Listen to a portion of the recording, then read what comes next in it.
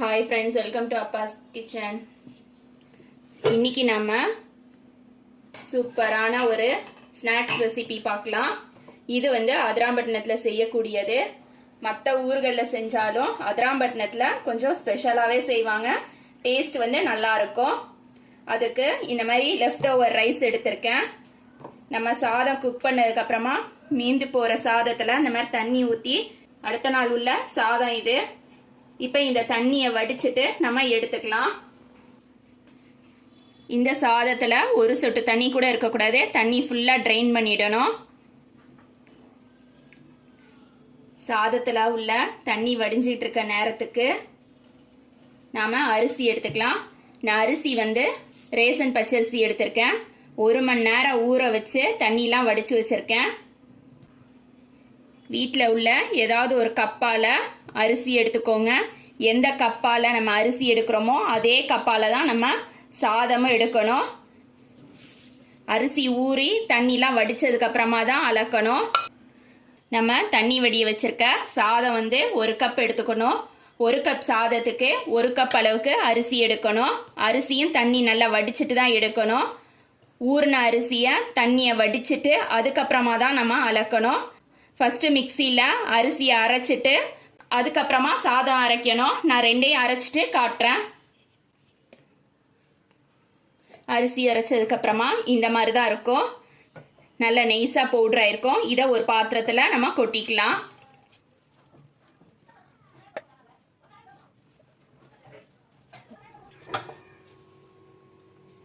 சாதத்தில் பாருங்கள் தண்ணியெல்லாம் வடிச்சாச்சு. இப்போ இதுலேருந்து 1 கப் எடுத்துக்கிறேன்.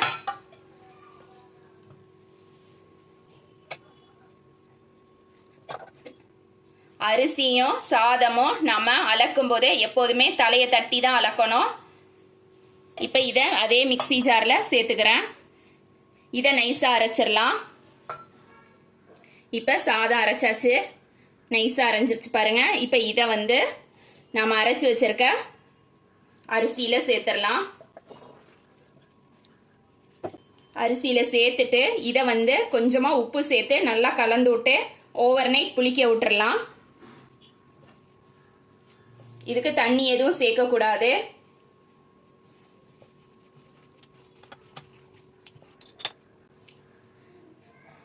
அரைச்ச சாதமும் அரிசியும் சேர்த்து நல்லா மிக்ஸ் பண்ணியாச்சு. அதில் நான் உப்பு சேர்த்துக்கிறேன். உப்பு சேர்த்துட்டு நல்லா புளிக்க வச்சிடலாம். மாவை கலந்து விட்டு மாவு இப்படி தான் கெட்டியாக இருக்கும். நாளைக்கு நல்லா தளர்த்தி ஆகிடும். ஒரு மூடி போட்டு ஓவர் நைட் நம்ம மாவை புளிக்க விட்டுறலாம். வாடா மாவு நம்ம ஓவர் நைட் புளிக்க விட்டது ரெடி ஆகிடுச்சு பாருங்கள்.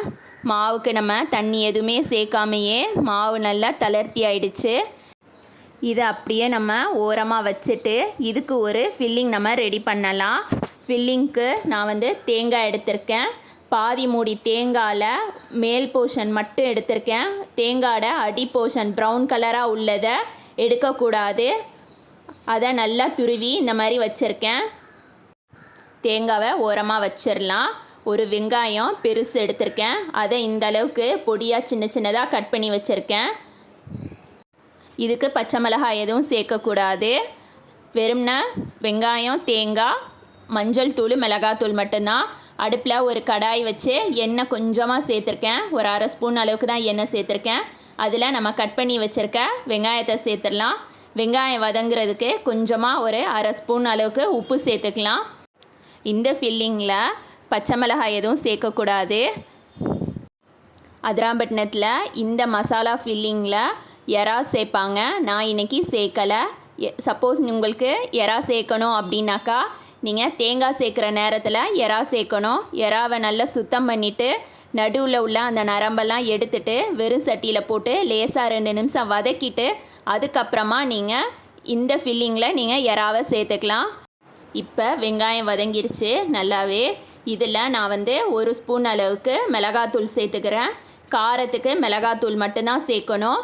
அது கூடவே 1/2 ஸ்பூன் அளவுக்கு மஞ்சள் தூள் சேர்த்துக்கிறேன். மிளகாத்தூளும் மஞ்சள் தூளும் சேர்த்ததுக்கப்புறமா பச்சை வாசனை போகிறதுக்கு ஒரு 2லேருந்து 3 நிமிஷம் வதக்கினா போதும்.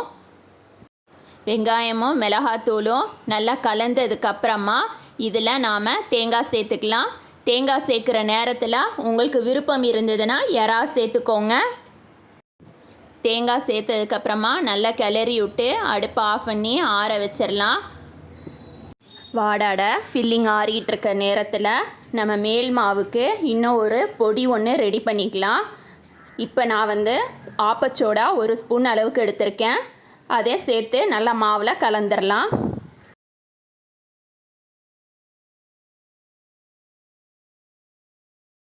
அடுப்பில் கடாய் வச்சுருக்கேன். கடாய் நல்ல சூடு வரணும். சூடு வந்ததுக்கப்புறமா அதில் 1/4 கப் அளவுக்கு சாப்பாட்டு புழுங்கல் அரிசி எடுத்திருக்கேன். அதை நம்ம நல்லா வறுத்து எடுக்கணும். பொன்னிறமாக வறுக்கணும். கலர் மாறக்கூடாது, தீஞ்சு போயிடக்கூடாது. ஹை ஃப்ளேமில் வச்சு தான் நம்ம வறுக்கணும். அரிசி இப்போ பாருங்கள் நல்லா பொன்னிறமாக பொரிஞ்சிருச்சு. இப்போ அடுப்பு ஆஃப் பண்ணிவிட்டு ஒரு பாத்திரத்தில் போட்டு ஆற வச்சிடலாம். ஹை ஃப்ளேமில் எதுக்காக வச்சு அரிசியை வறுக்கணும் அப்படின்னா அப்போ தான் அரிசி எல்லாமே ஒரே மாதிரி பொரியும். இல்லைனாக்கா கல் மாதிரி இருக்கும் அரிசி, நல்லா இருக்காது. இப்போ வறுத்த அரிசியை பொடி பண்ணிட்டேன். பாருங்கள் ரவை பதத்தில் இருக்குதே, குறகுறப்பாக இருக்கணும், நைஸாக அரைக்கக்கூடாது. இதை ஒரு பாக்ஸில் போட்டு வச்சு ஸ்டோர் பண்ணி வச்சுக்கலாம். இது அவ்வளோவும் நம்ம வாடா மாவில் சேர்க்கக்கூடாது, கொஞ்சமாக தான் சேர்க்க போகிறோம். நம்ம வாடா மாவு ரெடியாக இருக்குது பாருங்கள். வீட்டில் இந்த மாதிரி ஒரு ஃப்ளாட்டான பாத்திரம் ஒன்று எடுத்துக்கோங்க. ஒரு துணி ஒன்று எடுத்துக்கோங்க. துணி நல்லா கனமானதாக இருக்கணும். நான் இன்னைக்கு வெள்ளை லுங்கிலேருந்து கட் பண்ணி எடுத்திருக்கேன். வெள்ளை துணியை இந்த மாதிரி ஈரம் பண்ணியிருக்கேன். நம்ம ரெடி பண்ணி வச்சிருக்க வாடா மாவுலேருந்து கொஞ்சமாக எடுத்துக்கலாம். மாவு எடுக்க முன்னாடி கையை கொஞ்சமாக ஈரம் பண்ணிக்கணும். இந்தளவு மாவு எடுத்து சென்டரில் வச்சுட்டு இந்த மாதிரி லேசாக வாடா மாவை தட்டிக்கலாம்.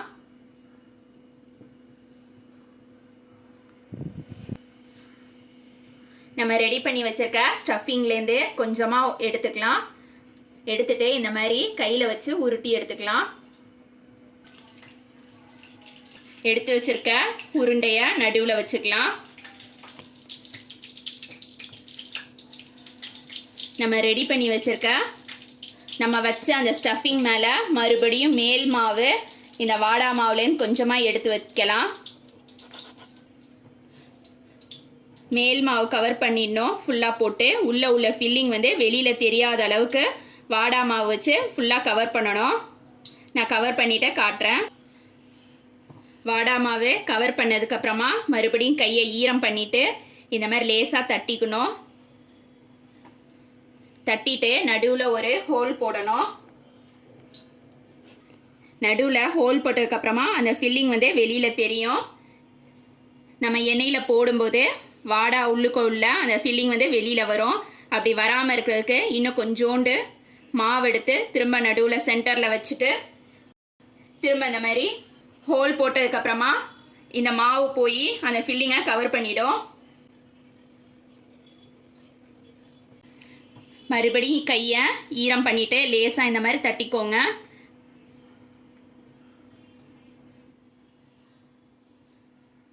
நடுப்பில் சட்டி வச்சு எண்ணெய் காய வச்சுருக்கேன். அதில் இப்போ நம்ம வாடாவை போட்டுக்கலாம். இந்த மாதிரி தான் எடுக்கணும். எண்ணெயில் போட்டதுக்கப்புறமா உடனே டிஸ்டர்ப் பண்ணக்கூடாது. கொஞ்சம் நேரம் அது பொரிய விட்டுறணும். மறுபடி நம்ம வாடா மாவு தட்ட முன்னாடி இந்த துணியை திரும்ப ஒரு தடவை அலசிடணும்.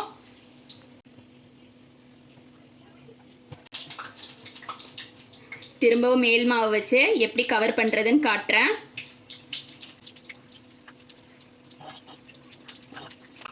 இந்த மாதிரி தான் ஃபுல்லாக கவர் பண்ணணும்.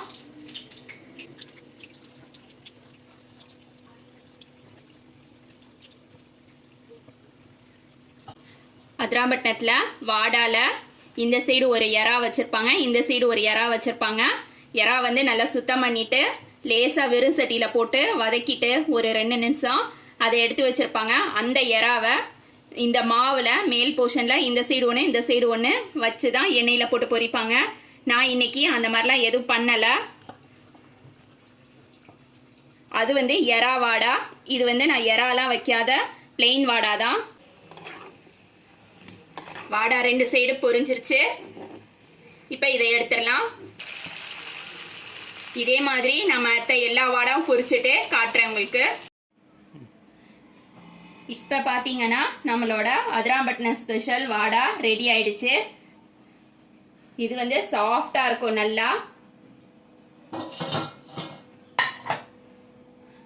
சாதாரண உளுந்து வடையில் இருக்கிற டேஸ்ட்டை விட இந்த வாடா ரொம்பவே டேஸ்டாக இருக்கும். இதே மாதிரி நீங்களும் செஞ்சு பாருங்க.